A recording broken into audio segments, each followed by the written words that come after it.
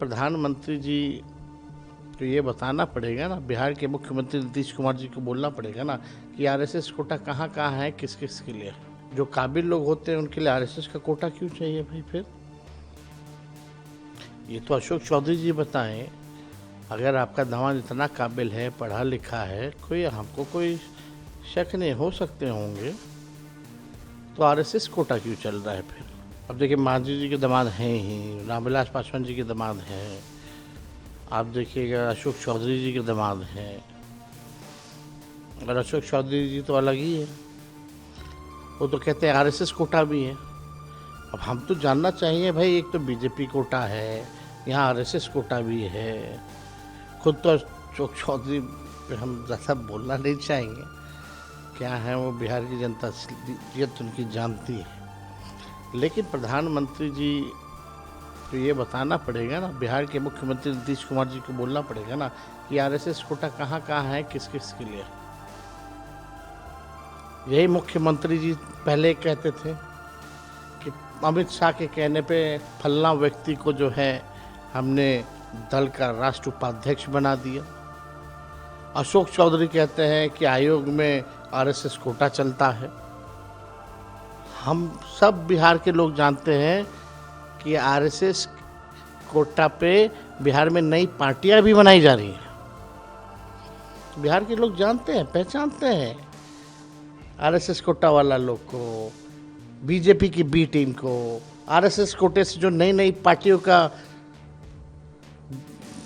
जन्म हुआ है, किस कारण हुआ है, लोग जानते हैं। और यही नहीं, बिहार चुनाव के बाद नवंबर तक ये जितनी पार्टियां, नई नई पार्टियां जो हैं, जो घूम रही हैं, वो कहीं नजर आने वाली नहीं है।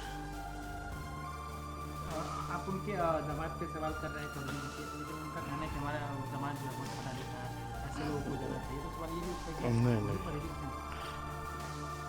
कि हम तो इस पे कहेंगे नहीं कुछ भाई। तो दमादे बनने के बाद वो क्यों बने? सरकार तो नीतीश जी की 20 साल से है, दामाद बनने से पहले ही बन जाते हैं।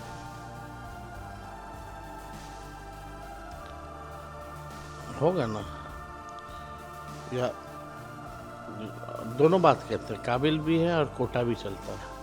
जो काबिल लोग होते हैं उनके लिए आरएसएस का कोटा क्यों चाहिए भाई? फिर ये तो अशोक चौधरी जी बताएं। अगर आपका दामाद इतना काबिल है, पढ़ा लिखा है, हमको कोई शक नहीं, हो सकते होंगे, तो आरएसएस कोटा क्यों चल रहा है फिर? एलएलबी भी अगर की है तो हमको तो कभी वकालत करते हुए लोग नजर नहीं आए। हम तो क्रिकेट खेले, फर्स्ट क्लास क्रिकेट खेले, आईपीएल तक गए, लोगों ने खेलते हुए देखा है, लोग जानते हैं। उनका कहना है कि आज उन्होंने आपके बारे में सवाल किया गया, तो उनका कहना है कि आरजेडी जो है 25 सीटों पर जीत जाएगी। देखिए, वो बेचारे मेरी माँ की कृपा से पहली बार मंत्री बने थे, फिर कांग्रेस पार्टी में गए, कांग्रेस पार्टी में ही थे, उनके पिताजी कांग्रेस पार्टी में थे, माँ के कैबिनेट में ही माँ की कृपा से, कांग्रेस पार्टी की कृपा से वो मंत्री बने।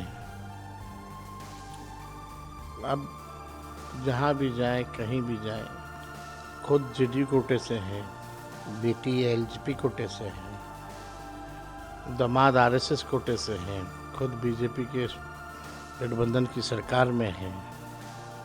ऐसे लोगों का कोई क्रेडिबिलिटी नहीं होता। जिस थाली में खाते हैं उसी में लोग छेद करते हैं, और इसीलिए लोग नीतीश जी को अचेत अवस्था में देख करके इन लोगों को लग रहा है कि इन लोगों को ईश्वरीय वरदान मिल गया है, जितना मलाई रेवड़ी पार्टी में बांटना है बांटो, लेकिन निशांत को नहीं आने देना है। अपना बाल बच्चा सेट करेंगे अशोक चौधरी जी, एमपी बना देंगे। और ये तो दुर्भाग्य की बात है ना, कुणाल किशोर इतने बड़े नाम थे, तो उनके दामाद को एक आयोग का मामूली सा सदस्य बनाया गया। और बेटी को एमपी बना दिया गया। यानी दामाद साहब बेटी का पर्स लेकर के घूमेंगे। लेकिन एक सवाल ये भी उठता है कि वो लोग आप पे भी आरोप लगा रहे हैं। अरे हम लोग पे तो अभी से लग रहा है लगातार। तो 2005 में क्या मुद्दा था, यही मुद्दा था। 2010 में क्या मुद्दा था, यही मुद्दा था। 2015 में क्या मुद्दा था, यही मुद्दा था उनके लिए। 2020 में क्या मुद्दा था, यही मुद्दा था।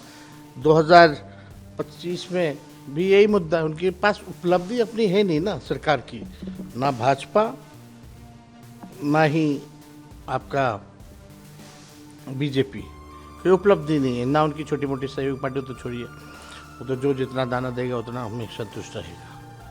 लेकिन आप ही बताओ, प्रधानमंत्री जी अगर परिवारवाद के खिलाफ अगर बोलते हैं, ये लोग हमारे परिवार को गाली देता है, तो प्रधानमंत्री जी के जो बीजेपी कोटे के जो डिप्टी सीएम बिहार में हैं, उनके पिता कौन है? उनकी माता जी चुनाव लड़ी, उनके भाई जदयू कोटा में हैं, खुद बीजेपी कोटा से हैं। पिताजी भी हर पार्टी में रह लिए, बेटा भी हर पार्टी में रह लिया। माँ भी चुनाव लड़ी, कहाँ से लड़ी, कौन लड़ाया? और आखिरी बार बेचारा चुनाव सम्राट जीता तो हम ही लोगों के दल से आखिरी बार चुनाव जीता, फिर चुनाव लड़ा, हारा, अब बैकडोर से डिप्टी सीएम है। तो ये तो प्रधानमंत्री जी अगर परिवारवाद के ऊपर देखते हैं तो थोड़ा चिराग पासवान जी को देख लें, जीतन राम मांझी जी को देख लें, सम्राट चौधरी को देख लें, और तीनों जमाई को माला पहना दें।